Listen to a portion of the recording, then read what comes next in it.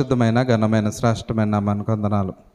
మరి గడిచిన నెలలన్నీ కూడా మమ్మల్ని అందరినీ మీ సజీవమైన రెక్కల చాటును కాపాడి భద్రపరిచి మరి యొక్క నవంబర్ నెలలో మొదటి దినంలో మీ సన్నిధిలో చేరి తండ్రి అని ప్రార్థించే గొప్ప అవకాశాన్ని మీరు మాకు ఇచ్చారు తండ్రి. మరి నెల మరి తండ్రి మరి దినాలన్నీ కూడా ఇటు రీతిగా మీ సన్నిధిలో స్తుతించి ఆరాధించే భాగ్యాన్ని మా జీవితాల్లో మీరు మాకు అనుగ్రహించండి. మీ మాటల ద్వారా మమ్మల్ని బలపరచండి. మీ మాటల ద్వారా ఓదార్పును అనుగ్రహించండి. అలాగే మా ఆత్మీయ తండ్రి విజయరత్నం గారి బట్టి ప్రార్థిస్తున్నాము.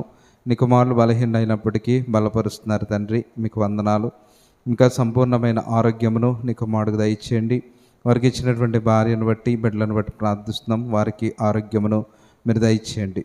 మరికొద్ది నిమిషాలు మీ మాటలు ఆలోచన చేస్తూ ఉండగా సమయోచితమైన జ్ఞానం ఇచ్చి మీ మాటల ద్వారా మమ్మల్ని తండ్రి ఆత్మస్థితిలో మీకు దగ్గరగా జీవించే కృపను అనుగ్రహిస్తారని సమస్తమును మీ చేతులకు అప్పగించుకుంటున్నాం. మరి మీ యొక్క జ్ఞానాన్ని బోధిస్తున్నాకు కూడా సమయోచితమైన జ్ఞానం ఇవ్వండి. వినిచిన్న పిల్లలు నీ పిల్లలు వినగల చెవి గ్రహించగల హృదయం అందరికీ దయచేస్తారని తండ్రి ఈ కూడిక మరి ప్రారంభం నుంచి చివరి వరకు మీరే మా మధ్యలోండి మీ నామానికి మహిమకరంగా మా కుటుంబాలకు ఆశీర్వాదకరంగా జరిగిస్తారని విశ్వసిస్తూ నమ్ముతూ మా ప్రభువును రక్షకుడైన యేసుక్రీస్తు వారి నామంలో ఈ ప్రార్థన అడుగుతున్నాను మా కన్న తండ్రి, ఆమేన్. చేరువచ్చిన మీ అందరికీ మరొకసారి క్రీస్తు పేరట నా ప్రత్యేకమైనటువంటి వందనాలు తెలియజేసుకుంటూ కొద్ది నిమిషాలు దేవుని యొక్క మాటలు ఆలోచించేద్దాం. మీ పిల్లలందరూ కూడా లేచి ఇక్కడికి వచ్చేయండి. ఎదురు ఖాళీ ఉంది, ఇలా వచ్చేయాలి, రావాలి. బైబిల్ తీసుకుని ఇక్కడ కూర్చోండి. ఇలా వచ్చారు, చాలా సంతోషం.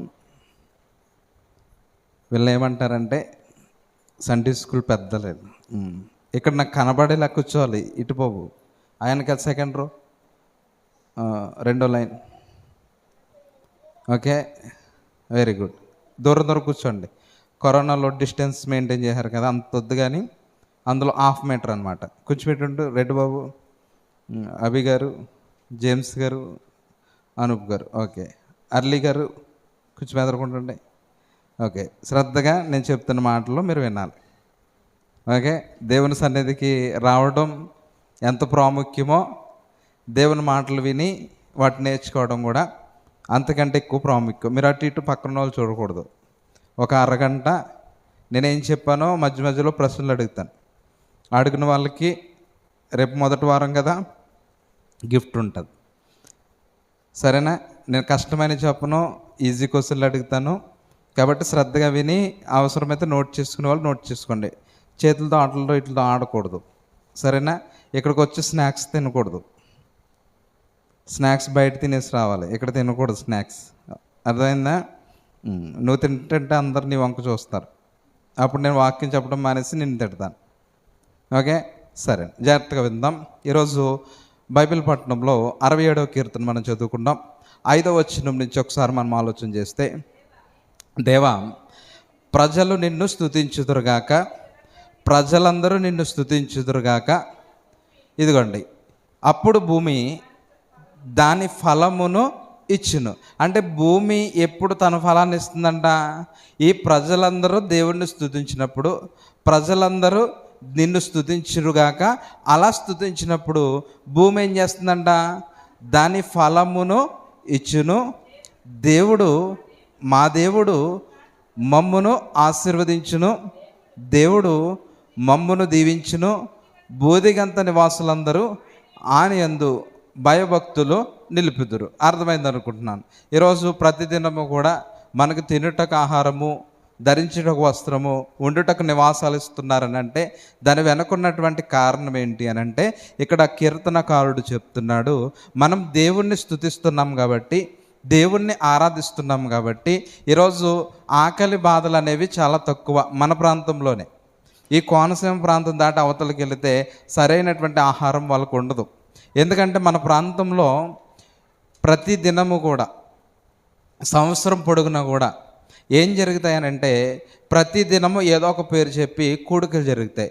మనం ఒకసారి ఆలోచన చేద్దాం, ఏం కూడికలు జరుగుతాయనంటే, ఇప్పుడు నిన్న మొన్నటి వరకు కూడా ఏం కూడికలు జరిగాయి సంఘంలో? ఉపవాస కూడుకులు. అంటే మన సంఘంలోనైనా ఈ పరిసర ప్రాంతంలో ఉన్నటువంటి ప్రతి సంఘంలో ఇంకనూ జరుగుతూనే ఉన్నాయి. ఈ ఉపవాస కూడికలు సెప్టెంబర్ నెలలో ప్రారంభమై అక్టోబర్, నవంబర్ చివరి దినం వరకు కూడా ఈ యొక్క ఉపవాస కూడికలు ఏదో ఒక చర్చిలో ఖచ్చితంగా జరుగుతూనే ఉంటాయి. ఇప్పుడు ఈ నవంబర్ వరకు ఉపవాస కూడికలు ఎండ్ అయిపోయింది. ఇప్పుడు నవంబర్ తర్వాత స్టార్ట్ అయ్యేటటువంటి నెల ఏంటి? డిసెంబర్ 1 నుంచి ఏం స్టార్ట్ అవుతాయి? క్రిస్మస్ వేడుకలు. ఈ డిసెంబర్ నెలంతా 1వ తారీఖు నుంచి 31st నైట్ జనవరి 1వ తారీఖు వరకు కూడా ఏం జరుగుతాయి? క్రిస్మస్ వేడుకలు. అన్నీ ఒకే చోట జరుగుతాయనంటే ఒక ప్రాంతంలో ఒకరోజు, మరొక ప్రాంతంలో ఒకరోజు, అలా ఈ నెలంతా కూడా ఏం జరుగుతాయి? క్రిస్మస్ వేడుకలు జరుగుతాయి. ఇప్పుడు క్రిస్మస్ వేడుకలు పూర్తయిపోయినాయి. న్యూ ఇయర్లోకి వచ్చేస్తాం. న్యూ ఇయర్ జనవరి దగ్గర నుంచి వర్షాకాలం జూన్, జూలై నెల వచ్చే వరకు కూడా ఏం జరుగుతాయి? సువార్త సభలు. జనవరి దగ్గర నుంచి ఎక్కడి వరకు? జూన్, జూలై, ఆగస్టు దగ్గర వరకు కూడా ఏం జరుగుతాయి? సువార్త సభలు జరుగుతున్నాయి. ఇప్పుడు ఈ సువార్త సభలు మళ్ళీ ఎండ్ అయిపోయేటప్పుడు మళ్ళీ ఏమి ఎంటర్ అయిపోతున్నాయి? ఉపవాస కూడికలు ఎంటర్ అవుతున్నాయి. చూసారా, సంవత్సరం పొడుగున మన సముద్ర తీర ప్రాంతమే కాకుండా క్రైస్తవ సంఘాలు, దేవుని సంఘాలు, క్రీస్తు ద్వారా స్థాపించబడినటువంటి సంఘాలు ఏవైతే ఉన్నాయో, ఈ స్థాపించబడినటువంటి సంఘం ఉన్న ప్రతి చోట కూడా ఈ కార్యాలు ఈ సంవత్సరంలో 3 కాలాలు వచ్చినట్టుగా, వేసవికాలం, వర్షాకాలం, శీతాకాలం వచ్చినట్టుగా ఈ 3 కాలాల్లోనూ ఉపవాస కూడికల కాలం, క్రిస్మస్ కాలం, సువార్త సభల కాలం, ఈ కాలాల్లో ప్రతి దినము కూడా సంవత్సరంలో గ్యాప్ లేకోకుండా ఎవరిని స్తుతిస్తున్నారు? దేవుణ్ణి స్తుతిస్తున్నాం. అలా స్తుతిస్తున్నాం కాబట్టి మన ప్రాంతం ఏమైంది అని అంటే చాలా దీవించబడింది, చాలా అభివృద్ధి చెందింది. ఏ విషయంలో? ఆహారం తినేటటువంటి విషయంలో ఆకలి బాధలు లేనటువంటి పరిస్థితి, సరైనటువంటి వస్త్రాలు, ఉన్నతమైనటువంటి ఖరీదైనటువంటి వస్త్రాలు ధరించేటటువంటి స్థితి, చక్కటి స్థిరమైనటువంటి నివాసాల్లో మనం ఉంటున్నాం. ఇదంతా ఎందుకు జరుగుతుందని అంటే మనం నిత్యము ఏం చేస్తున్నాం? దేవుడిని స్తుతిస్తున్నాం. అందుకే దేవుడు మనకి ఇటువంటి స్థితిని ఇచ్చాడని ఇక్కడ కీర్తనకారుడు మనకు తెలియజేస్తున్నాడు. కాబట్టి మనము ఎప్పుడు కూడా ఏం చేయాలరా? దేవుణ్ణి స్తుతించాను. స్తుతిస్తే ఏమొస్తుందని చెప్పాను ఇప్పటి వరకు నేను. విన్నారా? చెప్పాలి. వింటలేదు వీళ్ళు. ఇప్పటి వరకు దేవుణ్ణి స్తుతిస్తే మనకి ఏమొస్తుందని నేను చెప్పాను.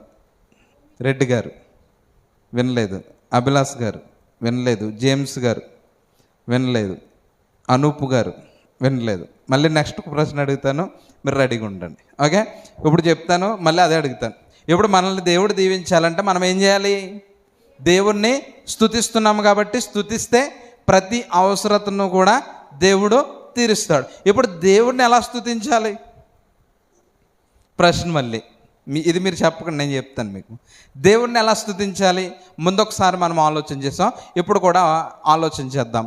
దేవుణ్ణి స్తుతించేటటువంటి విధానాన్ని దేవుడు బైబిల్లో రాయించాడు. స్తుతి విధానం 2 రకాలుగా ఉంటుంది. అదేంటి అని అంటే, ఒకటి మన శరీరం ప్రకారము దేవుడిచ్చినటువంటి శరీరం ద్వారా మన శరీరాన్ని నలగగొట్టడం ద్వారా, శరీరం ద్వారా దేవుణ్ణి స్తుతిస్తాం. అలాగే మరి దేవుడిచ్చినటువంటి పనిని ఇదే శరీరం ద్వారా నెరవేర్చి దేవుని స్తుతిస్తాం. 2 రకాలుగా దేవుని స్తుతించాలి. ఆరాధనలో మనం దేవుని స్తుతించేటటువంటి విధానం ఒక్క విధానమే చేస్తాం, అదైనా చాలా మొహమాటంగా చేస్తాం. దేవుని స్తోత్రం చెప్పడం అంటే కొంతమంది పూర్తిగా చెప్తారు, కొంతమంది సగం చెప్తారు, కొంతమంది అసలు చెప్పరు. అంటే దేవుని స్తుతించే విధానం అని అంటే నోటితే చెబితేనే సరిపోదు. అది ఏ విధంగా ఉండాలి అని అంటే క్రియ రూపంలో ఉండాలి, క్రియల రూపంలో ఉండాలి. క్రియల రూపంలో విశ్వాసం ఉండాలని మనకి ఎక్కడ చెప్పాడంటే భక్తుడు యాకోబు పత్రికలో చెప్పాడు. మనకు విశ్వాసం ఎలా ఉండాలి? క్రియల రూపంలో ఉండాలంట. ఒకసారి చూద్దాం. యాకోబు పత్రిక 2వ అధ్యాయము. అలాగే విశ్వాసము క్రియలు లేనిదైతే అది ఒంటిగా ఉండి మృతమైపోతుంది. 18వ వచనం, యాకోబు పత్రిక 2వ అధ్యాయము 18వ వచనము. అయితే ఒకడు విశ్వాసము నీకున్నదని, విశ్వాసం నీకున్నది, నాకు క్రియలున్నవి, క్రియలు లేకుండా నీ విశ్వాసము నాకు కనపరచుము. ఇక్కడ మనం బాగా ఆలోచన చేస్తే 17, 18 వచనాలు, విశ్వాసము క్రియలు లేకపోతే అది ఏమవుతుందంట? చచ్చిపోతుందంట. విశ్వాసం క్రియలు లేకపోతే చచ్చిపడిపోద్ది, చనిపోతుంది. కాబట్టి మన యొక్క విశ్వాసానికి మరణం రాకూడదంటే మనం ఏం చేయాలి? యాకోబు పత్రిక 211 పేజీ నెంబర్, 211 పేజీ నెంబర్ పిల్లలు తీసుకోండి. యాకోబు పత్రిక 2వ అధ్యాయం 18వ వచనంలో ఏం చెప్తున్నాడంటే 17వ వచనంలో, మన యొక్క విశ్వాసానికి క్రియలు లేకపోతే ఆ విశ్వాసం ఏమవుతుందంట? చచ్చిపోద్ది. మృతం అంటే ఏంట్రా జేమ్స్? మృతం అంటే ఏంటి? చచ్చిపోద్ది, చనిపోద్ది. ఏంటి చనిపోయేది? ఎవరు చనిపోతారు? జీవము కలిగినటువంటి మనుషులు చనిపోతారు. తర్వాత ఇంకెవరు చనిపోతారు? విశ్వాసం కూడా ఏమవుతుందంట? చచ్చిపోతుందంట. ఇప్పుడు అటువంటి విశ్వాసాన్ని మనం ఏం చేయకూడదంట? అర్థమవుతుందన్న మాటలు. మనకున్నటువంటి విశ్వాసం ఏమవ్వకూడదు? చచ్చిపోకూడదు. ఎప్పుడు చచ్చిపోద్దంట విశ్వాసం? నేను ఎప్పుడు చనిపోతాను? గాలి తీసుకుంటాం మానేస్తే చనిపోతాం. ఇప్పుడు మన విశ్వాసం కూడా ఎప్పుడు చనిపోద్దంట? క్రియలు లేనప్పుడు విశ్వాసం అనేది మృతము అయిపోతుంది. ఇప్పుడు మృతం అయిపోయేటటువంటి విశ్వాసాన్ని మనం బ్రతికించాలంటే మనం ఏం చేయాలి?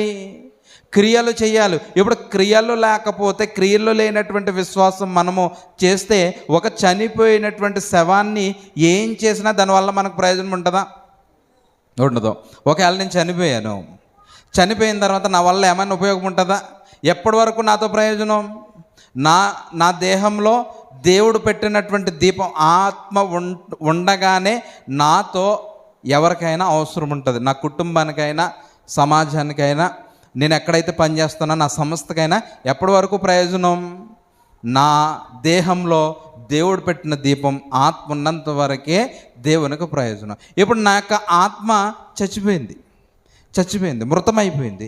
ఇప్పుడు నన్ను తీసుకొచ్చి ఇంటి ముందు పడుకోబెట్టిన తర్వాత నా కుటుంబం అంతా ఏం కోరుకుంటారు? నేను కావాలని కోరుకుంటారు. కానీ నేను బ్రతుకును. ఎంత ఏడ్చినా కూడా నేను బ్రతుకును. అప్పుడు ఇదిగో ఏడుస్తున్నావు కదమ్మా, నీ భర్తను నువ్వు ఉంచేసుకో, లేకపోతే నీ కొడుకు నువ్వు ఉంచేసుకొని ఇంట్లో వదిలిపెట్టారనుకో, ఉంచుతారా? ఉంచం. ఎందుకని? నాతో ఎప్పటి వరకు పని అంటే, నేను బ్రతుకున్నంత వరకే మీరైనా, నేనైనా, మనమైనా, ఎవరికైనా ఉపయోగం. ఒక్కసారి మనం చనిపోయాము అని అంటే ఎవరికి కూడా ఉపయోగపడేటటువంటి స్థితి ఉండదో, మనల్ని భూస్థాపితం చేసేస్తారు. ఇప్పుడు అదే దాన్ని దృష్టిలో పెట్టుకుని భక్తుడు మనకు నేర్పిస్తున్నాడు. యాకోబు ఏం నేర్పిస్తున్నాడు అని అంటే, యేసుక్రీస్తు సహోదరుడు మీకున్నటువంటి విశ్వాసం ఉంది కదా, ఆ విశ్వాసం ఏంటి? మనం నమ్ముతున్నటువంటి విశ్వాసం ఏంటి? మన కొరకు దేవుని కుమారుడు క్రీస్తు ఈ భూమి మీదకి వచ్చాడు. ఈ భూమి మీదకి వచ్చి ఎన్నో కుటుంబాలను ఆదుకొని, ఎంతోమంది దేవుని తెలియనటువంటి వారికి దేవుని యొక్క శక్తిని తెలియజేసి, మరణించిన తర్వాత మరొక లోకం ఉంటుంది. ఆ లోకానికి మనందరం వెళ్ళాలని అంటే మన పరిశుద్ధతను కాపాడుకోవాలి. ఇప్పుడు పరిశుద్ధతను కాపాడకుండా మన పరిశుద్ధతను కోల్పోయాం. కాబట్టి క్రీస్తు తన రక్తం ద్వారా మన యొక్క మలినమైనటువంటి పాపపు జీవితాన్ని తన రక్తము ద్వారా కడిగి పరిశుద్ధపరిచి మనల్ని పరలోకం తీసుకెళ్ళడానికి సిద్ధపాటు చేశాడు. ఇది దేవుని యొక్క విశ్వాసం. ఈ విశ్వాసం మనందరికీ ఉంది. అందుకే మనందరము కూడా నమ్మి బాప్తిస్మం ఎందుకు పొందుతున్నామనంటే, ఇది శాశ్వతమైన లోకం కాదు, ఇది శాశ్వతమైనటువంటి జీవం కాదు. మరణం తర్వాత మరొక లోకం ఉంది. ఆ లోకానికి వెళ్ళాలి అని అంటే క్రీస్తును విశ్వసించాలి, దేవుణ్ణి నమ్మాలి. అటువంటి విశ్వాసంతో క్రైస్తవ సమాజంగా మనందరము కూడా జీవిస్తూ ఉన్నాం. ఇప్పుడు ఈ విశ్వాసం ఏమైందంట? చచ్చిపోయిందంట. ఎందుకు చచ్చిపోయిందంట? క్రియలు లేవు. నాకు విశ్వాసం ఉందని చెప్తున్నాను తప్ప ఎటువంటి క్రియ కూడా నేను చెయ్యట్లేదు, ఎటువంటి పని కూడా నేను చెయ్యట్లేదు. ఒక దేవుడు అప్పగించినటువంటి పని, దేవుని గురించి తెలియాలి అని అంటే మనం ఏం చేయాలనంటే దేవుని కొరకు పని చేయాలి. ఆ పని ఏంటి అని అంటే దేవుని యొక్క రాజ్య సువార్తను తెలియనటువంటి వారికి, నశించిపోతున్నటువంటి వారికి తెలియచేయాలి. ఈ తెలియచేసేటటువంటి బాధ్యత దేవుడు ఎవరికి ఇచ్చాడనంటే మనకిచ్చాడు. అటువంటి బాధ్యత అంట ఏమవుతుందనంట? విశ్వాసము చచ్చిపోతుందనంట. 17వ వచనం మళ్ళీ ఒకసారి చూద్దాం. అలాగే విశ్వాసము క్రియలు లేనిదైతే అది ఒంటరిగా ఉండి మృతమైనది అయిపోతుంది. ఒంటరిగా ఉండి దాంట్లో అభివృద్ధి ఉండదు, దాంట్లో గ్రోత్, పెరుగుదల ఉండదు. ప్రారంభంలో నేను ఎలాగైతే ఉన్నానో నేడు ఉన్నటువంటి పరిస్థితులు అలానే ఉంటాను. ఒకవేళ నాలో ఉన్నటువంటి విశ్వాసము బ్రతుకుంటే గనక నాతో పాటు అనేక ఆత్మలను దేవుని మందిరానికి నడిపించేటటువంటి స్థితి వస్తుంది. నాతో పాటు అనేక మంది ప్రార్థనా పరులను ప్రార్థనా జీవితంలో నడిపించే స్థితి వస్తుంది. నాతో పాటు దేవుని యొక్క పనికి నేను పురుగొల్పేటటువంటి స్థితిలోకి వస్తాను. ఎప్పుడు నా విశ్వాసము బ్రతికి ఉంటే. ఇప్పుడు ఈ క్రియలు లేనప్పుడు నాకున్నటువంటి విశ్వాసం ఏమైందనంట, చచ్చిపోయిందంట, మరణించిందంట, మృతమైనది అగును. అయితే ఒకడు నీకు విశ్వాసం ఉన్నది, నాకు క్రియలు ఉన్నాయి. నీకేమో విశ్వాసం ఉంది, నాకేమో క్రియ ఉంది. మీకు విశ్వాసం ఉంది, నాకేమో క్రియ ఉంది. అంటే మీకు విశ్వాసం ఉంది, నాకు క్రియ ఉంది, కానీ ఏం లేదు, విశ్వాసం లేదట. చూడండి, నాకు క్రియలు ఉన్నవి, క్రియలు లేకుండా నీ విశ్వాసము నాకు కనపరచుము, నేను నా క్రియల చేత నా విశ్వాసము నీకు కనబరుతునని చెప్పాను. కాబట్టి మన యొక్క విశ్వాసం ఎలా ఉండాలి? మాటలతో కాదు, మాటతో పాటు ఏముండాలి? క్రియ ఉండాలి. భర్త వచ్చాడు, భార్య ఉంది, అన్నం పెట్టనా అంది. ఇదేంటి? మాట. అంతేనా? భోజనం పెట్టనా అండి అని అడిగింది. అదేంటి? మాట. అని పెట్టడం మానేసింది అనుకో, పట్టుకొచ్చి పెట్టడం ఏంటి? క్రియ. ఇది మాట, ఇది క్రియ. ఇప్పుడు భోజనం పెట్టనా అని అడిగింది, ఇప్పుడు క్రియ మానేసింది. నీ భర్త నిన్ను ఒప్పుకుంటాడా? ఊరుకుంటాడా? అడగటం మట్టుకు అడిగావు కానీ తీసుకువెళ్ళలేదు. అంటే ఇప్పుడు మన విశ్వాసం కూడా ఎలా ఉందంట? చెప్పడం మట్టుకు చెబుతున్నాం, ప్రార్థించడం మట్టుకు ప్రార్థిస్తున్నాం, కానీ ఏం లేదు, మనకి క్రియ లేదు. అలాంటి క్రియలు లేనటువంటి విశ్వాసము ఏమవుతుందనంటే చచ్చిపోతుంది. కాబట్టి మరి భక్తుడు రాయించినటువంటి మాట బట్టి మనకు విశ్వాసం మాటల వరకే కాదు, క్రియలతో కూడినటువంటి విశ్వాసాన్ని మనము కనపరచాలి. ఈ క్రియలతో కూడినటువంటి విశ్వాసాన్ని సమాజానికి చూపించాలి. క్రీస్తు యొక్క ప్రేమను చెబితే సరిపోదు. భార్య లేకపోతే తల్లిదండ్రులు, పిల్లలు, తల్లి పిల్లలు. ఇప్పుడు తల్లి పిల్లల్ని ఎప్పుడు కూడా మీరంటే నాకు ఇష్టం, మీరంటే నాకు ఇష్టం రా, మీరంటే నాకు చాలా ప్రేమరా అంటే సరిపోదు. ప్రేమిస్తే ఏం చేయాలి? ప్రతి దాన్ని సమకూర్చాలి. వాడు టిఫిన్ దగ్గర నుంచి, స్నానానికి నీళ్ళ దగ్గర నుంచి, తినే ప్లేట్ కడిగే దగ్గర నుంచి, వాడు వేసుకున్న బట్టలు ఉతికే ప్రతిదీ సమస్తము కూడా ఏం చేయాలి? విసుగుపోకుండా, సనుక్కోకుండా, చిరాకు పడుకోకుండా ప్రతి పనిని కూడా వాడు ఎంత తిట్టినా, విసిగించినా, కొట్టినా ఏం చేస్తుంది తల్లి? చక్కగా శుభ్రం చేసి ఒక సరైనటువంటి స్థితిలోనికి తీసుకొస్తుంది. ఇది నిజమైనటువంటి ప్రేమ. మనం దేవుని విషయంలో కూడా ఏం చేయాలి అని అంటే, మన యొక్క విశ్వాసం ఎలా ఉండాలి అని అంటే క్రియల రూపంలో చూపించాలి. అలాంటి క్రియలు లేనటువంటి విశ్వాసం ఏమవుతుంది అని అంటే చనిపోతుంది. చనిపోయినటువంటి విశ్వాసంతో మనం ఎంత ఇది చేసినా, ఎన్ని మాటలు చెప్పినా ఆ మాటలన్నీ ఏమవుతాయనంటే నిష్ప్రయోజనమైనటువంటి పరిస్థితికి వెళ్ళిపోతాయి. కాబట్టి మన విశ్వాసం చనిపోకూడదంటే మనం ఎలా ఉండాలి? క్రియల రూపంలో ఉండాలి. ఇక్కడ ప్రార్థన జరుగుతుంది. ప్రార్థన ఏంటి? మాట అడగటం, దేవుడిని అడగటం. ప్రార్థన చేస్తున్నప్పుడు ఇక్కడ యవన బిడ్డలు ఉన్నారు, ఎవరి పనులలో ఉన్నారు, కళ్ళు తెరిచి చూస్తున్నారు. ఇప్పుడు నువ్వు వచ్చిన దానికి ఫలం ఎలా పొందుకుంటావు? నువ్వు ఇప్పుడు ప్రార్థన జరుగుతుంది, దేవుని సమక్షంలో, దేవుని మందిరంలో ప్రేయర్ జరుగుతుంది. ఇప్పుడు ప్రేయర్ నాకు ఎప్పుడు మరి ప్రయోజనకరంగా మారుతుంది అని అంటే, నేను మనస్ఫూర్తిగా మోకరించి దేవుని యొక్క నామాన్ని అడిగినప్పుడు, బ్రతిమాలినప్పుడు, నాకున్నటువంటి సమస్య చెప్పుకున్నప్పుడు నా బాధ ఏంటో దేవుడు తీరుస్తాడు. అలా కాకుండా ప్రార్థన జరుగుతూ ఉన్నప్పుడు నా ఇష్టం వచ్చినటువంటి ప్రవర్తనలో నేను ఉన్నాను అని అంటే ఆ ప్రార్థన ఎటువంటి ప్రార్థన అంటే విశ్వాసం చచ్చిపోయినటువంటి ప్రార్థన అవుతుంది. కాబట్టి అటువంటి పరిస్థితుల్లో మనం ఉండకూడదు. దేవుడు మనకిచ్చినటువంటి స్థితి, గొప్ప భాగ్యం ఏంటి అని అంటే ప్రార్థన అనేటటువంటి ఆయుధం. ఈ ప్రార్థన ద్వారా మరి ఎన్నో జయాల్ని బైబిల్లో మనకు చూస్తాం.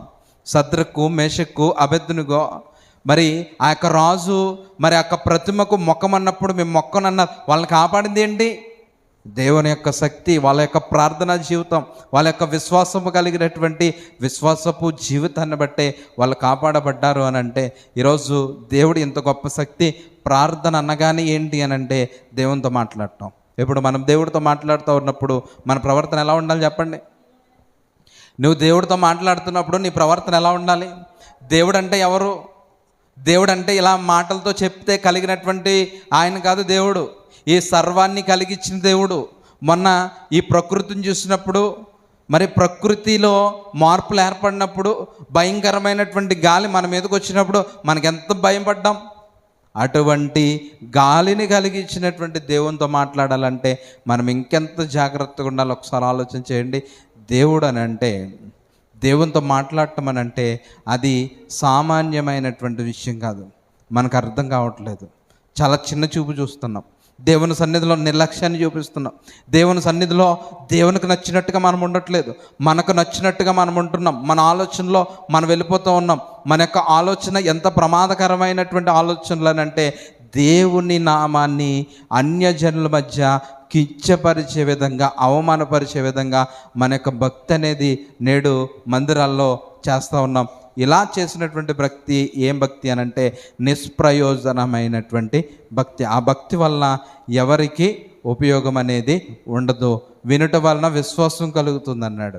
ఇప్పుడు ఆ విశ్వాసం కలిగిన తర్వాత ఆ విశ్వాసాన్ని పట్టుకుని ఎంతవరకు దేవుని సన్నిధిలో నేను నా ప్రవర్తన దేవుని సన్నిధానానికి నేను అప్పగించగలుగుతున్నాను. ఈరోజు దేవుని సన్నిధిలో మనందరం ఉన్నాం, చాలా సంతోషం. ఈ ఉన్నటువంటి దానికి తగిన ఫలము నాకు రావాలి అని అంటే దేవుని సన్నిధిలో భయభక్తులు కలిగినటువంటి స్థితి నాకు ఉండాలి. ఎందుకంటే యేసుక్రీస్తు వారు హెబ్రీయులకు రాసిన పత్రిక 5వ అధ్యాయము 17వ వచనంలో మాట్లాడుతున్నారు. ఈ భక్తిని గురించినటువంటి మరి యొక్క ఆయన జీవితంలో చూస్తే 5వ అధ్యాయం 7వ వచనం, శరీరధారి అయిన దినములలో మహారోదనముతోనూ కన్నీళ్లతోనూ తన్ను మరణము నుండి రక్షింపగలవానికి ప్రార్థనలను యాచనలను సమర్పించి భయభక్తులు కలిగి ఉన్నందున ఆయన అంగీకరించబడ్డాడు. యేసుక్రీస్తు వారిని దేవుడు ఎలా అంగీకరించాడు? భయభక్తులు కలిగి ఉన్నాడు కాబట్టి అంగీకరించాడు. ఇప్పుడు అటువంటి భయభక్తులు కలిగినటువంటి స్థితి మరి మనకుందా లేదా మనం పరిశీలన చేసుకోవాలి. భయభక్తులు కలిగినటువంటి స్థితి ఏ భయము? దేవుని యొక్క భయం అనేది మనకు ఉండాలి. దేవుని యొక్క భయం అనేది ప్రతి మనిషికి ఉండాలి. దేవుని భయం ఉంటే అక్కడ ఎటువంటి పరిస్థితులు ఉండవనంటే పాపం జరిగేటటువంటి పరిస్థితులు ఉండవు. దేవుని భయం ఉంటే అక్కడ అన్యాయం జరగదు. దేవుని భయం ఉంటే అక్కడ అక్రమాలు జరగవు. కాబట్టి యేసుక్రీస్తు వారు మనకు నేర్పిస్తున్నటువంటి తన జీవితంలో తాను అనుసరించి నడుస్తున్నటువంటి మార్గం ఏంటి అని అంటే, శరీరధారి అయి ఉన్నటువంటి దినములలో రోదనతోనూ కన్నీళ్ళు. యేసుక్రీస్తు ఎందుకు కన్నీళ్ళు పెట్టాడు? యేసుక్రీస్తు కన్నీళ్ళు పెట్టవలసినటువంటి అవసరం ఏంటి? ఆయనకి ఏమన్నా ఆర్థిక సమస్యల, అప్పుల బాధల, కోర్టు సమస్యల ఏముంది? దేనికోసం కన్నీళ్ళు పెట్టవలసి వచ్చింది ఆయన? ఈరోజు నేను కన్నీళ్ళు పెట్టాను అని అంటే నా కుటుంబంలో ఏదో శోధన బట్టి, వేదన బట్టి దేవుని పాదాల ముందు నేను కన్నీళ్ళు విడిచి ప్రార్థన చేస్తానంటే అర్థం ఉంది. లేకపోతే మీరు కూడా వచ్చి మీరు దేవుని సన్నిధిలో మోకరించి కన్నీళ్ళు విడుస్తూ రొమ్ము కొట్టుకుంటూ ప్రార్థన చేస్తున్నారని అంటే ఏమో తల్లికి కుటుంబంలో ఏదైనా సమస్య ఉందేమో అని చెప్పొచ్చు. ఆనాడు హన్న పిల్లలు లేరని చెప్పి దేవుని మందిరంలో మరి ఏడుస్తూ ప్రార్థన చేసింది. ఆమెకు కారణం ఉంది, తనకు పిల్లలు లేరు, పిల్లల కోసం ఏడుస్తూ ఉంది. అటువంటి పరిస్థితులు మనకు తెలుసు. మరి యేసయ్య ఎందుకు ఏడ్చాడు? ఆయనకి ఏమన్నా సమస్య ఉందా? ఏదైనా ఇరుకుందా? ఏదైనా ఇబ్బంది ఉందా? ఏదైనా ఇబ్బంది ఉందా అని అంటే అది ఒకటి సమస్య ఏంటి అని అంటే, ఎలాగైనా సరే ప్రపంచ మానవాళిని కూడా పరలోక రాజ్యం తండ్రి దగ్గరకు తీసుకువెళ్ళి తండ్రి కళ్ళలో ఆనందం చూడాలి. ఇప్పుడు ఈ ఏడుపంతా ఎవరి కోసం? ఈ ప్రార్థన అంతా ఎవరి కోసం? ఈ భయం అంతా ఎవరి కోసం అని అంటే ప్రశ్న వేసుకుంటే నీ కోసము, నా కోసము, మనందరి కోసము ఏ సంబంధము లేని యేసయ్య మన కోసం ఏడుస్తూ ఉంటే మనమేమో ఎన్ని పాపాలు చేసినా, ఎన్ని తప్పులు చేసినా ఏమీ ఎరగనట్టుగా, ఏమీ చలనమే లేకోకుండా నా ఇష్టం వచ్చి నేను ఉంటున్నానని అంటే యేసుక్రీస్తు ప్రేమ మనకేం అర్థమైంది చెప్పండి? విశ్వాసం అంటే మనకేం అర్థమైంది? దేవుని సన్నిధి అంటే మనకేమర్థమైంది? దేవుని సన్నిధి అని అంటే మనం ఏమనుకుంటున్నాం? అసలు దేవుని సన్నిధి అని అంటే ఇదిగో మనలందరినీ కూడా పరలోక రాజ్యం తండ్రి దగ్గరకు నడిపించాలన్న ఒక ప్రత్యేకమైనటువంటి మార్గమని యేసుక్రీస్తు ఈ భూమి మీదకి వచ్చి చెబుతున్నటువంటి మాట, నేనే మార్గము, నేనే సత్యము, నేనే జీవము, నా ద్వారా తప్ప ఎవడు తండ్రి దగ్గరకు చేరలేడు అంటే తండ్రి దగ్గరకు చేరవేసేటటువంటి గొప్ప మార్గము సన్నిధి ఏంటి అని అంటే ఇదే.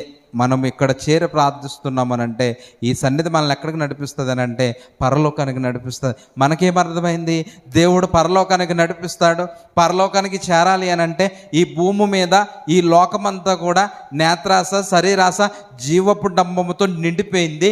ఈ మలినాన్ని తీసివేసి పరిశుద్ధపరిచి పరలోకానికి చేర్చడానికి దేవుడు తన కుమారుని ద్వారా సంఘాన్ని స్థాపించి మందిరాలు ఇస్తే ఈ మందిరాల్లో డబ్బుల కోసం కొట్టుకుని చచ్చిపోయేటటువంటి పరిస్థితులు వచ్చాయి. ఈ మందిరాల్లో అధికార దాహంతో కొట్టుకునేటటువంటి పరిస్థితులు వచ్చాయి. ఈ మందిరంలో దేవుణ్ణి పక్కన పెట్టేశారు. వ్యక్తుల యొక్క ఘనత, వ్యక్తి యొక్క పూజలు బాగా ఎక్కువైపోయినటువంటి పరిస్థితులు మనకు కనబడుతున్నాయి. ఈరోజు దేవుడు సంఘాన్ని స్థాపించింది ఎందుకు? విశ్వాసం గురించి దేవుడు ఇంత విపులంగా మాట్లాడవలసినటువంటి పరిస్థితి ఎందుకు వచ్చింది? ఈరోజు క్రీస్తు ద్వారా మరి పేతురు ద్వారా ప్రారంభ సంఘాన్ని ప్రారంభించి ఆ ప్రారంభించినటువంటి సంఘంలో 3000 మందితో ప్రారంభించినటువంటి సంఘం ఎందుకోసం అనంటే దేవుని ప్రేమను చాటి చెప్పడానికి, దేవుని ప్రేమను చూపించడానికి, వాళ్ళ విశ్వాసం మరి తన తర్వాత వచ్చేటటువంటి తరానికి చూపించి ఆ విశ్వాసం ద్వారా పరలోక రాజ్యంలో అందరూ ఉండాలి. ఎందుకనంటే పరలోకంలో తండ్రికి ఎప్పుడు ఆనందం కలుగుతుంది? 99 నీతిమంతుల కంటే ఒక పాపి మారు మనసు పొంది బాప్తిసం తీసుకున్నప్పుడే పరలోకంలో తండ్రికి ఇంత ఆనందం అని చెప్తున్నాడు కదా. ఇంత ఆనందం తండ్రి కళ్ళల్లో నేను ఆనందం చూడాలి అని అంటే ఇదిగో దేవుడు లోకంలో బ్రతుకుతున్నటువంటి వ్యక్తిని సంఘంలోకి నడిపించాలి. ఈ సంఘంలోనికి నడిపించిన తర్వాత సంఘంలో జరగవలసింది ఏంటి అని అంటే ఇదిగో ప్రార్థన జరగాలి, ఆరాధన జరగాలి, వాక్య ప్రకటననే జరగాలి. ఇవి అన్నీ జరిగిన తర్వాత ఆ వ్యక్తి మనసు అనేది మార్పు రావాలి. మార్పు అనేది మొదలవ్వాలి. నేటి సంఘాల్లో నూతనంగా సంఘంలోకి వచ్చేటటువంటి ఆత్మల సంఖ్య ఎక్కువ ఉందా? లేకపోతే ఆత్మీయంగా బలపడినటువంటి వారు చెదిరిపోయి బయటకు వెళ్ళిపోయే పరిస్థితులు ఎక్కువ ఉన్నాయంటే కొత్తగా వచ్చిన వాళ్ళ సంగతి పక్కన పెడితే ఉన్నటువంటి వారి యొక్క విశ్వాసాన్ని కోల్పోయి బయటికి వెళ్ళేటటువంటి పరిస్థితులే మనం చూస్తున్నాం. ఎందుకనంటే మన యొక్క విశ్వాసం ఏమైంది అని అంటే చచ్చిపోయింది. ఎందుకు చచ్చిపోయింది అని అంటే మన విశ్వాసంలో క్రియలు లేవు. ఏమున్నాయనంటే కేవలం మాటలు మాత్రమే ఉన్నాయి. ఈరోజు సంఘంలో దేవుడిచ్చినటువంటి బాధ్యతలు నిర్వర్తించాలి అని అంటే ఒక వ్యక్తి మంచి పని చేస్తున్నప్పుడు మరి సహకరించే వాళ్ళ సంఖ్య తక్కువైపోయింది. అదే ఒక చెడు పని చేయాలన్నప్పుడు కలిసి మూకుమ్మడిగా మరి కలిసి ఆ యొక్క అన్యాయాన్ని చేసేటటువంటి పరిస్థితులే నేడు సంఘాల్లో, సమాజంలో బాగా ఎక్కువ కనబడుతున్నాయి. మరి ఒక దైవజనుడు మాట్లాడుతూ అంటున్నాడు, ఇదిగో లోక సంబంధమైనటువంటి క్రియలు చేయాలి అని అంటే నీతో అనేక మంది వస్తారు. సినిమాకి వెళ్ళాలని అనుకుంటున్నావా? ఒక 10 మంది మీరు రావద్దురా అన్నా కూడా వస్తామంటారు. లేకపోతే ఒక మందు తాగడానికి నువ్వు వెళ్తా ఉన్నావా? నీతో పాటు మేమున్నాంరా అని ఆదుకుని నిన్ను ఎత్తుకుని తీసుకెళ్లే వాళ్ళు ఉంటారు. అదే నాతో పాటు మందిరానికి రారా అని అంటే ఇది బాగుపడే పని కాబట్టి ఆ వెళ్ళేటటువంటి వ్యక్తిని వెళ్ళనివ్వకోకుండా అడ్డు వేసి మరి మార్గాన్ని తప్పించేటటువంటి మనుషులు సమాజంలో ఎక్కువ కనబడుతున్నారు. ఎందుకంటే విశ్వాసం ఉంది కానీ విశ్వాసంలో ఏమి లేదు, క్రియలు లేవు. ప్రార్థన ఉంది కానీ ఏమి లేదు, క్రియలు లేవు. పాటలు ఉన్నాయి కానీ ఏమి లేవు, క్రియలు లేవు. వాక్యం ఉంది కానీ ఏమి లేవు, క్రియలు లేవు. ఇలాంటి లేనటువంటి విశ్వాసం దేంతో సమానపడ్డాడని అంటే చచ్చిపోయిన దానితో సమానమంటున్నాడు. ఇప్పుడు యేసయ్య భయము భక్తి కలిగి తన యొక్క విశ్వాసాన్ని మనకు కనబరుస్తున్నాడని అంటే తన గొప్పతనాన్ని మనకు చెప్పాలని కాదు, తన తగ్గింపు జీవితం ద్వారా నేను ఏ విధంగా అయితే నన్ను నేను తగ్గించుకుని జీవించానో మీరు కూడా అలా మిమ్మల్ని మీరు తగ్గించుకుని ఎంతకాలం అని అంటే ఎంతలో కనబడి అంతలో మాయమైపోయే ఆవిరి వంటి జీవితం కలిగినటువంటి మన జీవితం ఎలా ఉండాలంటే దేవుని దగ్గరకు వచ్చేసరికి దేవుని భయం ఉండాలి. దేవుడు పరలోకంలో చూస్తున్నాడు, ఆకాశంలో నుంచి నరులను పరిశీలిస్తున్నాడు. ఏ విధంగా పరిశీలిస్తున్నాడు అని అంటే దావీదు అంటాడు 139 కీర్తనలో, నా నడక, నా పడక, నా నోటికి నా మాట, నా నాలుకకు రాకముందే నేనేం మాట్లాడాలనుకుంటున్నావో నువ్వు ఎరుగుతావు తండ్రి అని మాట్లాడు. అన్ని తెలిసినటువంటి దేవుడు ఈరోజు నా జీవితం ఏంటో ఆయనకి తెలీదా? మన జీవితం ఏంటో ఆయనకి తెలీదా? మన యొక్క క్రియలు ఏంటో ఆయనకి తెలుసు. అయినా సరే దేవుడు చూస్తూ ఉన్నాడు అని అంటే దానికి ఒకటే కారణం, ఈరోజు కాకపోయినా రేపైనా మారతామనేటటువంటి ఉద్దేశంతో దేవుడు చక్కటి అవకాశాన్ని మనకిస్తున్నాడు. యేసుక్రీస్తు వారు పాపముతోటి, అపరాధముతోటి ఆల్రెడీ చనిపోయాం మనం. ఎలాగది? ఎఫెసీయులకు రాసిన పత్రిక 2వ అధ్యాయం 1వ వచనం, మీ అపరాధముల చేతను పాపముల చేతను చచ్చిన వారై ఉండగా, ఇదిగో మన యొక్క విశ్వాసం ఎలా చనిపోయిందని అంటే పాపము చేత, అపరాధము చేత మనందరము కూడా చచ్చిపోయాము. ఆయన మిమ్మును క్రీస్తుతో కూడా బ్రతికించాడు. క్రీస్తు కూడా మనల్ని ఏం చేశాడు? బ్రతికించాడు. ఎందుకు? చచ్చిపోయినటువంటి ఆ యొక్క జీవితాన్ని ఆయన బ్రతికించి నూతన జన్మను మనకి ఇవ్వడానికి కారణం ఏంటి? నూతనంగా జన్మించమంటానికి కారణం ఏంటి? నికోదేము అంటాడు కదా, యోహాను సువార్త 3వ అధ్యాయము, యోహాను సువార్త 3వ అధ్యాయంలో అందుకు 3వ వచనం, అందుకు యేసు అతనితో, ఒకడు కొత్తగా జన్మించితేనే కానీ అతడు దేవుని రాజ్యమును చూడలేరు. అంటే ఈ నూతన జన్మ బాప్తిసం ద్వారా మనకి ఎందుకు ఇచ్చాడనంటే, అంతకు ముందు మనం తల్లి గర్భంలోంచి వచ్చినటువంటి ఆ పుట్టుకలో ఎన్నో పాపాలు చేస్తాం, ఎన్నో దోషాలు చేస్తాం, దేవునికి ఆయాస్కరమైనటువంటి మార్గాలు తీసుకొచ్చాం. అలాంటి పాపపు జీవితాన్ని నుంచి మనల్ని బ్రతికిస్తూ నీటి ద్వారా మరి కొత్తగా జన్మిస్తే వాడికి నూతనమైనటువంటి జన్మను దేవుడు కొత్తగా ఇచ్చాడు అని అంటే, మా యొక్క కొత్త జీవితం ద్వారా, నూతన జీవితం ద్వారా మనం దేవునికి ఇంకా దగ్గరగా జీవించాలి. కానీ మనం ఎక్కువ దగ్గరగా జీవిస్తున్నామా? ప్రతి వారం దేవుని సన్నిధికి వస్తాయి, ప్రతి వారం దేవుని సన్నిధిలో ఉండి కొలతకి మనం ఏమవ్వాలి? విశ్వాసంలో పెరుగుదల అనేది ఉండాలి. మన పిల్లల్ని స్కూల్కి పంపిస్తాం, ఈ సంవత్సరం పంపించారనుకో, నెక్స్ట్ ఇయర్ వచ్చేసరికి ఏం కోరుకుంటారు? నర్సరీ కూడా కాస్త ఏమైనా ఇబ్బందా? ఆపేనా? వింటున్నామా వాక్యం? ఇప్పుడు ప్రశ్నలు, సమాధానాలు. అసలైన ప్రశ్న, శిశులైన జవాబు. పెద్దలు ఉంటారు, 10 రూపాయల దగ్గర నుంచి ప్రారంభిద్దాం, 1000 రూపాయల ప్రశ్నల వరకు ఉంటాయి ఇక్కడ. అసలైన ప్రశ్న, శిశులైన జవాబు. ఎవరు చెప్తారో చూద్దాం. ఫస్ట్ నిన్నే అడుగుతాను, వినాలి. ఇప్పుడు ఏం చెప్తున్నాను నేను ఇలా డిస్టర్బ్ అయితే నేను మర్చిపోతాను. ఏం చెప్తున్నాను? ఏం చెప్పాను ఇప్పుడు వరకు? నికోదేము గురించి చెప్పాను. నూతన జన్మ. ఈ నూతనంగా ఇచ్చినటువంటి ఈ జన్మలో మనము ఇది కాదు, మన పిల్లల్ని స్కూల్కి పంపిస్తాం. స్కూల్కి పంపించినప్పుడు ఈ సంవత్సరం పంపించేస్తే ఈ మొట్టమొదటిగా ఎందులో జాయిన్ చేస్తారు? నర్సరీలో జాయిన్ చేస్తారు. ఆటోమేటిక్గా ఆ సంవత్సరం పూర్తి అయిపోయిన తర్వాత నెక్స్ట్ ఇయర్ ఏం కోరుకుంటావు నువ్వు? మళ్ళీ నాకు నర్సరీ అంటావా?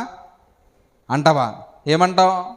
ఎల్కేజీలోకి వెళ్ళాలి. ఆ సంవత్సరం అయిపోయిన తర్వాత యూకేజీ అంటావు. ఆ సంవత్సరం అయిపోయిన తర్వాత ఫస్ట్. అది అయిన తర్వాత అంటే ప్రతి సంవత్సరం నువ్వేం కోరుకుంటున్నావు? గ్రోత్, పెరుగుదల అనేది కోరుకుంటున్నావు. నా కొడుకు పెరిగాడు అని అంటే, సంవత్సరం పెరిగిందనంటే తరగతి పెరగాలి. మధ్యలో ఏమన్నా తేడా వచ్చి సరిగ్గా చదవకపోతే కనుక మధ్యలో స్కూల్ దగ్గరికి వెళ్ళి మాట్లాడతావు. వయసు ఏమో పెద్దగుంది, క్లాస్ ఏమో చిన్నగుంది, ఏం చేయాలండి ప్రిన్సిపాల్ గారు అంటే, ఏం చేద్దామమ్మా చదవని అన్నావు అనుకో, నువ్వు ఒప్పుకో. ఏమంటావు? జంపు చేసేమంటావు. ఎక్కడి నుంచి ఎక్కడికి? 6th క్లాస్ చదువుతాడు అనుకో, 7th వదిలిపెట్టి 8th జంప్ చేసావు. అంటే ఈ లోక సంబంధమైనటువంటి విద్యలోనే నువ్వు ఇంత ప్రణాళిక కలిగి, ఇంత ఆలోచన కలిగి ఉన్నావు అని అంటే, మరి ప్రతి వారము, ప్రతి సంవత్సరము ఎన్ని వారాలు? 52 వారాలు. ఈ 52 వారాలు ఎక్కడికి వస్తున్నావు నువ్వు? దేవుని సన్నిధికి వస్తున్నావు. అంటే 52 వారాలు వచ్చావు అని అంటే ఖచ్చితంగా నీ దగ్గర ఎన్ని మెసేజ్లు ఉండాలి? 52 ప్రసంగాలు విన్నావు నువ్వు. విన్నావా లేదా? విన్నావు. ఇంకా దీనికి ఆఫర్ ఉంటుంది. చెప్తాను క్రిస్మస్ ఆఫర్. 52 వారాలు 52 ప్రసంగాలు మనం విన్నాం. ఇప్పుడు విన్న ప్రతి ప్రసంగంలోనూ కూడా దేవుని గూర్చినటువంటి ఉనికిని గూర్చి, ఈ ఉనికిలో మన యొక్క అభివృద్ధిని గురించి, మనం దేవుని యొక్క దీవెని ఎలా పొందుకోవాలో 52 మెసేజ్లు మనం విన్నాం. ఏ ఒక్క మెసేజ్ అయినా నన్ను కదిలించలేదు అని అంటే విన్న దాని విషయంలో నేను పెరిగానా తగ్గానా? తగ్గిపోయానని అర్థం. ఈ 52 అట్లతో ఇంకేం జరుగుతాయి? 52 స్త్రీల కొడుకులు జరుగుతాయి, 52 ఉపవాస కొడుకులు జరుగుతాయి, 52 యూత్ మీటింగులు జరుగుతాయి. మధ్యలో సంఘాల్లో జరిగే సభలు ఉంటాయి, ఉపవాస కూడికలు ఉంటాయి, క్రిస్మస్లు ఉంటాయి, కృతజ్ఞత కూడికలు ఉంటాయి, ఇంకా బయట ప్రసంగాలు వినటానికి వెళ్తూ ఉంటాం, అప్పుడప్పుడు యూట్యూబ్లో కూడా వింటూ ఉంటాం. మరి ఇన్ని ప్రసంగాలు విన్నప్పుడు నా యొక్క ఆత్మీయ ఎదుగుదల అనేది ఎందుకు పెరగట్లేదు అని అంటే మనం ప్రశ్నించుకోవాల్సింది ఏంటి అని అంటే దానికి ఆన్సర్ ఏంటంటే, మొట్టమొదటి మనం చదువుకున్నాం కదా, మన విశ్వాసం ఏమైంది? చచ్చిపోయింది. ఆ చచ్చిపోయిన విశ్వాసాన్ని అలానే ఉంచేసాం. కానీ క్రియలు లేకుండా ఆ విశ్వాసం చచ్చిపోతే ఆ బ్రతుకున్నది అనుకుని నేను ఏం చేస్తున్నానంటే, ఈ వారం పాస్టర్ గారు వచ్చారు కదా ఏమనుకుంటారో అని ఎక్కడికి వస్తున్నాను? నేను ఎక్కడికి వస్తున్నాను తప్ప ఈ ప్రసంగం ద్వారా నా జీవితాన్ని కట్టుకోవాలనేటటువంటి ఆలోచన మనకు ఉండాలి. ఈ ప్రసంగం ద్వారా నా విశ్వాసాన్ని నేను చేయాలి, బ్రతికించాలి. ఇప్పుడు నాకు విశ్వాసం ఉంది అని అంటే అందులో ఏం కనబడాలి?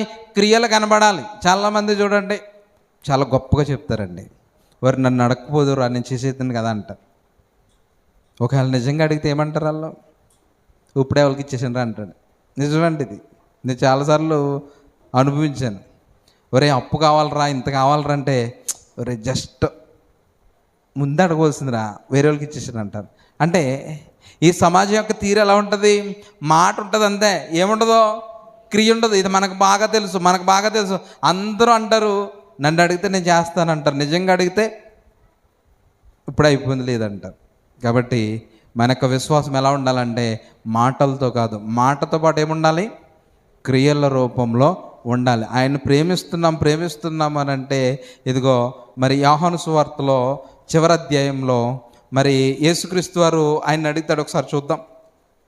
యోహాను సువార్త 21వ అధ్యాయము 16వ వచనం. మరలా ఆయన 15వ వచనంలో ఒకసారి అడుగుతారండి. 15. వారు భోజనం చేసిన తర్వాత యేసు సీమోను పేతురును చూచి, యోహాను కుమారుడు అయిన సీమోను, వీరికంటే నీవు నన్ను ఎక్కువగా ప్రేమిస్తున్నావా? చూడండి, యేసుకొచ్చిన డౌట్ ఇది. యేసుకొచ్చిన డౌట్, మీరు నిజంగా వింటున్నారా? ఇక్కడ అదే అలాగే అడుగుతున్నాడు.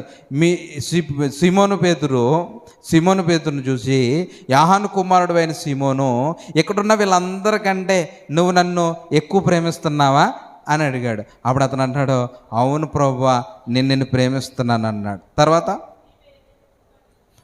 నీవే ఎరుగుదు అని ఆయనతో చెప్పాను. యేసు నా గొర్రెలను మేపుమని అతనితో చెప్పాడు. ఇప్పుడు ప్రేమిస్తున్నావా అని అడిగిన వెంటనే ఏం చెప్పాడినా? ఆ ప్రేమకు రుజువు అది నిజమా కాదు తెలుసుకోవడానికి ఏమంటున్నాడో, గొర్రెలను మేపుమని చెప్పాడు. మరలా డౌట్ వచ్చి ఏం చేశాడు ఈయన? 16వ వచనంలో మరలా ఆయన, యోహాను కుమారుడు అయిన సీమోను, నన్ను ప్రేమిస్తున్నావా అని రెండోసారి అడిగాడు. రెండోసారి సేమ్ అలాగే అడిగాడు. మళ్ళీ ఏమంటున్నాడు? ప్రేమిస్తున్నానని చెబితే నీవు నా గొర్రెలను ఖాయమని చెప్పాడు. మరలా మూడోసారి కూడా అడుగుతున్నాడు, ప్రేమిస్తున్నావని అంటే ఇప్పుడు అయ్యగారికి ఏమొచ్చింది? కోపం వచ్చేసింది, చిరాకు పడిపోయాడు. నేను ప్రేమిస్తున్నాను నీకు తెలీదా అన్నంత స్థితికి వచ్చేసాడు పేతురు. అలా స్థితికి వచ్చేసాడు. ప్రేమించున్నావా, నీవే ఎరుగుదువని ఆయనతో చెబితే అప్పుడు కూడా యేసు ప్రభు శాంతంగా కట్టినాడు. యేసు నా గొర్రెలను మేపమంటాడు. ఇప్పుడు గొర్రెలను మేపమని అంటే అర్థం ఏంటి? ఇక్కడ గొర్రెలు మేపమన్నాడు కదా అని ఇంటి వెనకాల గొర్రెలు ఏమన్నా ఉంటే పొలాన్ని తోలికెళ్ళిపోతావా? అలా కాదు. ఇక్కడ గొర్రెలు మేపమనంటే దేవుని పిల్లల్ని విశ్వాసంలోనికి నడిపించాలంటే వాళ్ళకి ఏం పెట్టాలి? వాక్యం అనేటటువంటి ఆహారాన్ని పెట్టి వాళ్ళని మేపి పరలోక రాజ్యానికి సిద్ధపరచాలి. ఇదేంటి? క్రియ. ప్రేమిస్తున్నావా అంటే ప్రేమిస్తున్నాను అన్నాడు. అక్కడ మాట అయిపోయింది. ఇప్పుడు క్రియ ఏంటి? ఇప్పుడు దాన్ని రుజువు చేయాలి. ఆ రుజువు చేయడానికి ఏం చెప్పాడనంటే పని, నా గొర్రెల మేపమన్నాడు. గొర్రెల మేపమంటే గొర్రెని ఏం చేయాలి? గొర్రెలు అంటే అన్నీ ఒకేలా ఉంటాయా? కొన్ని కుంటు గొర్రెలు ఉంటాయి, కొన్ని జబ్బు వచ్చిన గొర్రెలు ఉంటాయి, కొన్ని నడవలేని గొర్రెలు ఉంటాయి, కొన్ని నడుస్తున్న అడ్డం వచ్చే గొర్రెలు ఉంటాయి. ఇప్పుడు ఎన్నాటిని చూడండి, మన గొర్రెలు మేపుకుంటూ వస్తారు, అన్నీ ఒక దారిలో వెళ్తుంటాయి. కొన్ని గొర్రెలు ఏం చేస్తాయి? పక్కకు వచ్చేస్తాయి, దారి తప్పిపోతాయి. అటువంటి గొర్రెలు ఏం చేస్తాడో, పోతే పో అనుదిలేస్తాడా? వీటినన్నిటిని ఒక చోట ఉంచి వాటిని తోలుకుని వెళ్తాడు. ఇంకా అందులో చిన్న గొర్రె పిల్లలు ఉంటాయి, వాటిని ఎక్కడెక్కించుకుంటాడో? మెల్ల మీద ఎక్కించింది తీసుకెళ్తాడు. అంటే ఇప్పుడు గొర్రెలు మేపమంటే ఏదో మేపొచ్చేయటం కాదు, వాటిలో ఇటువంటి రకరకాల గొర్రెలు ఉంటాయి. ఈ గొర్రెలన్నిటిని కూడా ఏం చేయాలని అంటే బాగా మేత ఉన్న స్థలానికి తీసుకెళ్ళాలి, ఆ మేత తినిపించాలి, తిన్నదాన్ని అరిగే విధంగా ప్రత్యేకమైన శ్రద్ధ తీసుకొని పరలోకానికి సిద్ధపరచాలి. ఇప్పుడు ఈ పని అప్పగించాడు. ఆ పనినే చేయటమే క్రియల రూపంలో విశ్వాసం. ఈ పని ఎప్పుడు చేస్తాం? విశ్వాసము బ్రతుకున్నప్పుడు. ఒకవేళ విశ్వాసం చచ్చిపోయింది అని అంటే నల ఏముండదు, చల్లం ఉండదు. చనిపోయింది చూడండి, ఎంత కొట్టినా ఏం చేస్తాడు? ఇలా కొట్టినంటే లెగిసి కూర్చుంటాడా? బిగిసిపోయి ఉంటాడు చనిపోయినాడు. ఇప్పుడు అలా విశ్వాసం లేనివాడి దగ్గరికి అయ్యా ఇది చెయ్యండి, అయ్యా ఇది చెయ్యండి అంటే వాడికి ఎలా ఉంటుంది? చెవిటోడు చెవిలో శంఖం ఊదినట్టు ఉంటుంది. కాబట్టి మన విశ్వాసం బ్రతుకుందా లేదా అని టెస్ట్ చేసుకోవడానికి మనకి దేవుడిచ్చినటువంటి అక్కడి అవకాశం ఏంటంటే, ఏదైనా దేవుని పని, దేవుని కార్యం జరుగుతూ ఉన్నప్పుడు శక్తి లోపం లేకుండా దేవుడు నాకు ఇచ్చినటువంటి తలాంతును బట్టి నేను ఉపయోగించగలుగుతున్నాననేటటువంటి విషయం అర్థమైతే, అవును నా విశ్వాసం బ్రతికే ఉందని మనకు అర్థమవుతుంది. ఎలాగో ఆ మాట చెప్పి నేను ముగిస్తాను. ఇప్పుడు మనకి దేవుని యొక్క విశ్వాసంలో, దేవుని మీద ప్రేమతో మనం చేస్తున్నటువంటి మరి ఈ యొక్క భక్తి విషయంలో మన విశ్వాసం బ్రతుకుందనడానికి మరి కొన్ని మాటలు మనం ఆలోచన చేస్తే, ఇప్పుడు దేవుని పని చేయాలి అనే ఆలోచన క్రియ, దానిని కార్యరూపం దాల్చడం విశ్వాసం.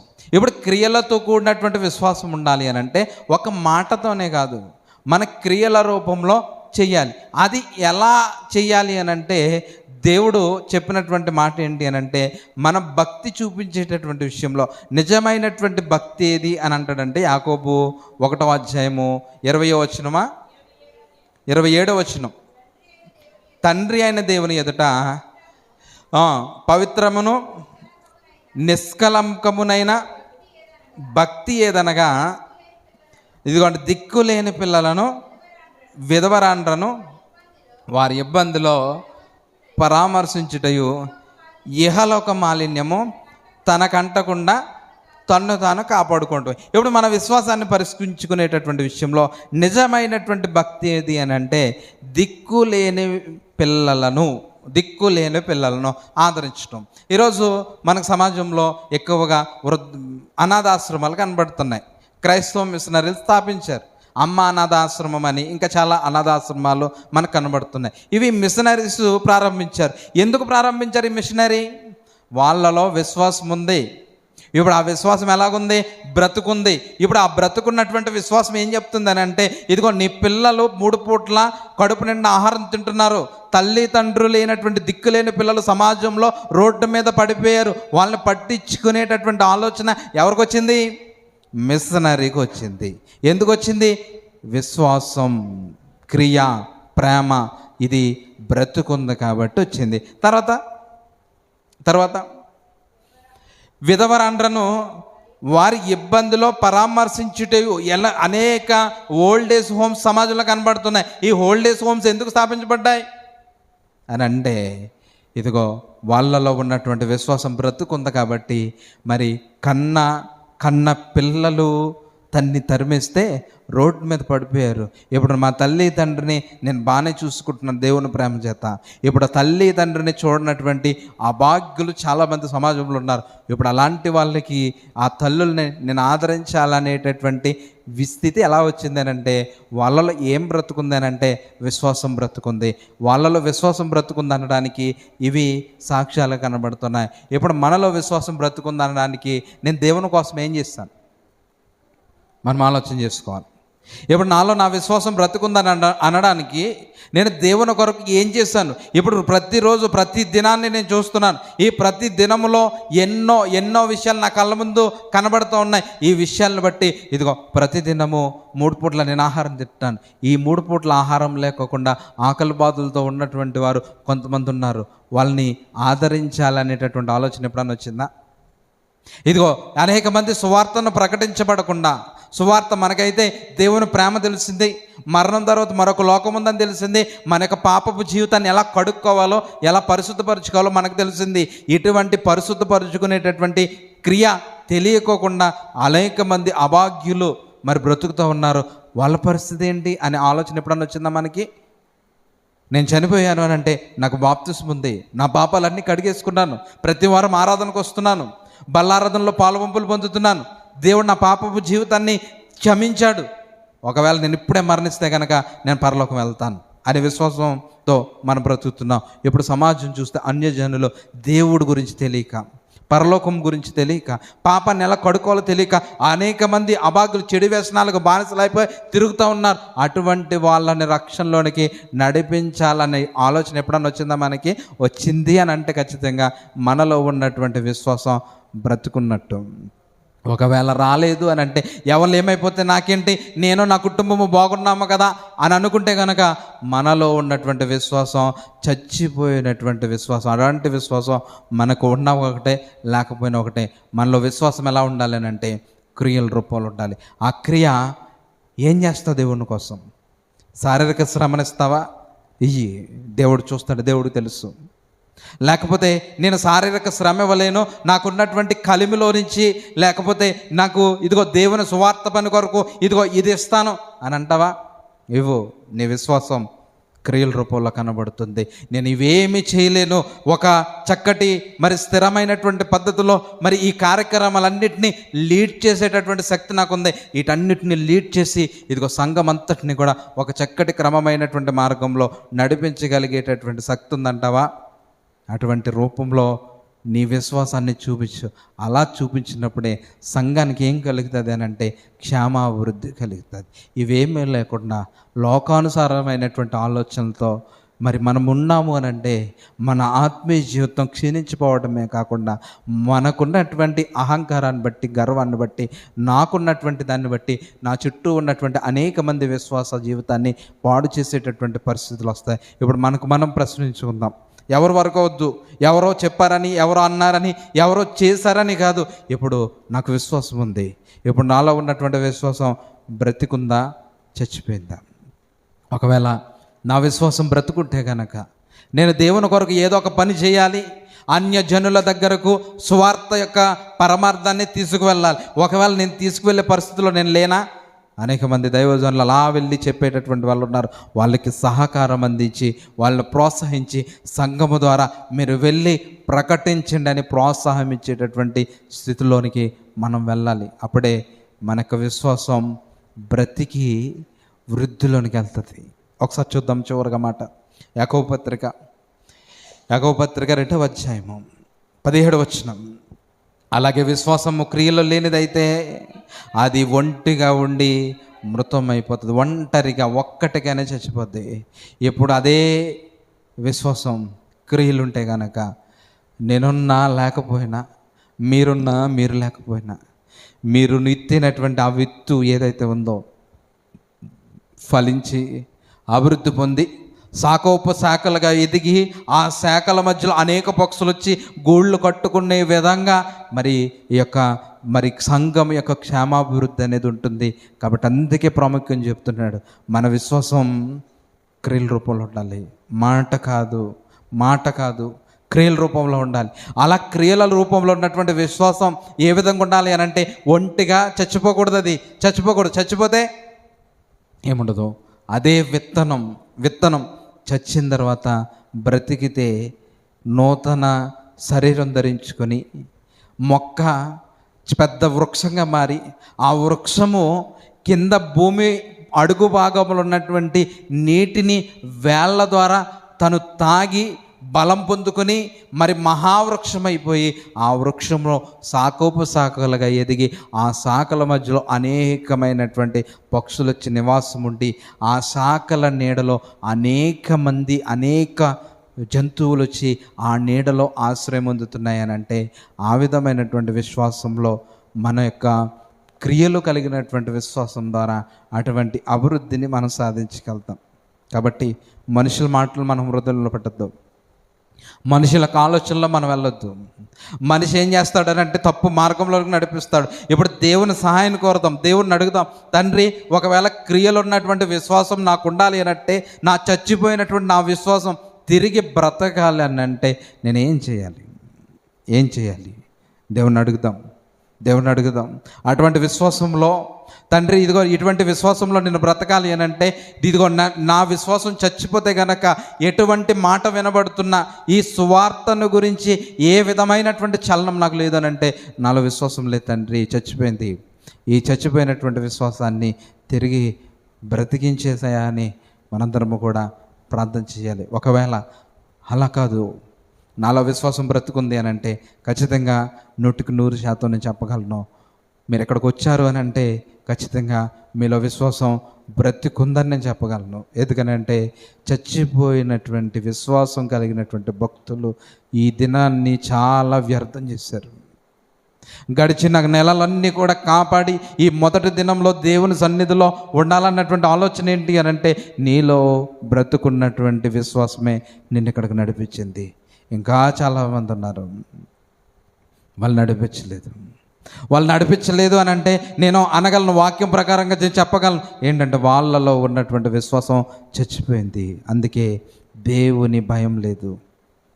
ఈరోజు దేవుని కూడిక జరుగుతుంది, దేవుని పక్షంగా ఈ నెలంతా నా కుటుంబాన్ని కాపాడాడు కదా, దేవుని సన్నిధిలో ఉందామని అటువంటి ఆలోచన వాళ్ళకు లేదు అని అంటే వాళ్ళ యొక్క విశ్వాసం చచ్చిపోయింది. ఇప్పుడు అలా చచ్చిపోయినటువంటి విశ్వాసం బ్రతికించబడాలి, వృద్ధిలోనికి రావాలి, సంఘానికి క్షేమాభివృద్ధి కలగాలి. ఇలా కలిగినటువంటి వృద్ధిని బట్టి శాఖోపశాఖలుగా అనేక మంది ఈ యొక్క భక్తి అనేటటువంటి దేవుని నీడలో ఆశ్రయం పొందేటటువంటి స్థితిని బ్రతికున్నటువంటి విశ్వాసంలో ఉన్నటువంటి మనమే వాళ్ళకు తెలియచేసి దేవుని మార్గం వైపు వాళ్ళని నడిపించాలి, పురికొల్పాలి. దేవుని సన్నిధిలో కూర్చోబెడితే ప్రతి విషయంలోనూ కూడా దేవుడు ఏం చేస్తాడనంటే చక్కటి క్షేమాభివృద్ధిని కలిగించి కుటుంబంలో ఉన్న ప్రతి అవసరతను తీరుస్తాడు. ఈరోజు మన బైబిల్ పట్టణంలో చదివినట్టుగా మన దేవుని స్తుతిస్తే ప్రతి అవసరత క్రీస్తు మహిమైశ్వర్యంలో మనందరికీ తీర్చి సమాజంలో మనల్ని ఎలా నిలబెడతాడనంటే తలగా నిలబెడతాడు తప్ప తోకగా నిలబెట్టాడు.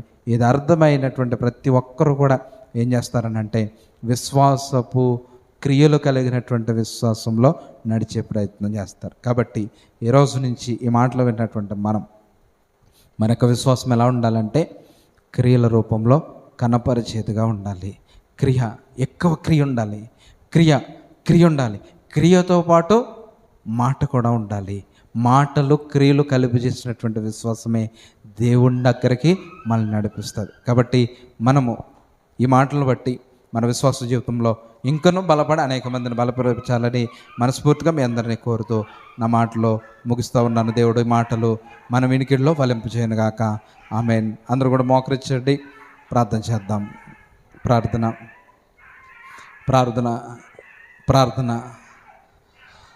చేద్దాం. అందరం కూడా ప్రార్థన చేద్దాం. అందరూ కూడా మోకరించండి, కళ్ళు మూసుకోండి. దేవుని నామని అడుగుదాం. తండ్రి, ఈరోజు విన్నటువంటి మాటలను బట్టి నా యొక్క భక్తి జీవితంలో, నా యొక్క విశ్వాస విషయంలో నా విశ్వాసం ఏమైనా చనిపోయిందేమో, క్రియలు లేకుండా మరి మరణకరమైనటువంటి పరిస్థితులకు వెళ్ళిపోయిందేమో, తిరిగి బ్రతికించి తండ్రి మీలో సంతోషించే భాగ్యాన్ని ఇవ్వండి తండ్రి అని మనస్ఫూర్తిగా దేవుణ్ణి వేడుకుందాం, ప్రార్థన చేద్దాం. పరలోకమందున మా కన్న తండ్రి, మీ పరిశుద్ధమైన ఘనమైన శ్రేష్టమైన నామానికి కొందనాలు. మాలో ఉన్నటువంటి విశ్వాసము క్రియలు లేకపోతే మరి అది అలా మృతమైపోయి ఒంటిగా మృతులైపోయి తండ్రి మరి చనిపోతుందో మేము నేర్చుకున్నాం. అలా కాకుండా మా యొక్క విశ్వాసం క్రియ